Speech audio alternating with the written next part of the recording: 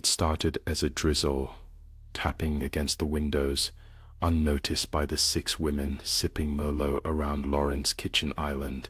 They laughed a little louder after each glass, their voices overlapping as they debated the motives of the last thriller's villain. Lauren refilled her own glass, smiling tightly. The club had always met at her place. It was easier. She liked being in control. She'd spent weeks picking just the right novel, one about a shadowy stalker who infiltrates a small town, sowing suspicion and terror. "It's so atmospheric," Claire had said, delighted, not knowing how close it would match her last hours. When the lights flickered, no one panicked. The women rolled their eyes, blaming the wind, their laughter crackling with static tension.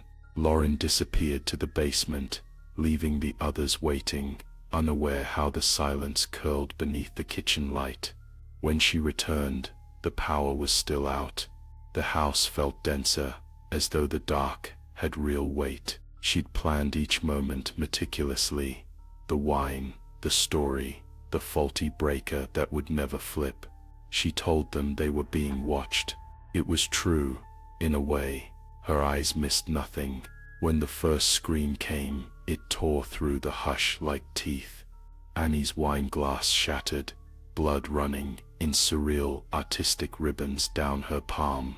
To each of them, Lauren whispered a different suspicion, a different accusation. She planted the idea.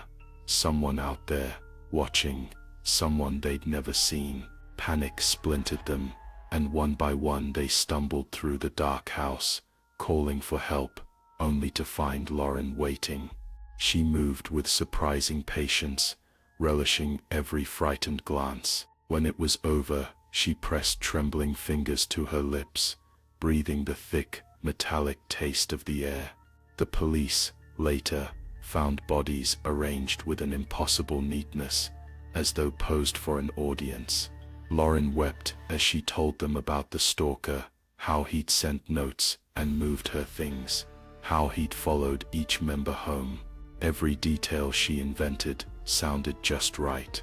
After all, she'd written part of the novel herself. Her neighbors huddled at the scene, glancing at the broad, tidy lawns and pastel curtains. They whispered about the monster that must have slipped among them like mist. No one thought to doubt Lauren, her clean hands, her hard-earned grief. Not until months later, when a new club started, and someone found a note in their mailbox, heavy with threat. Lauren watched from her window, smiling slightly. In her reflection, for just a second, she saw not herself, but a shadowy stranger, lurking.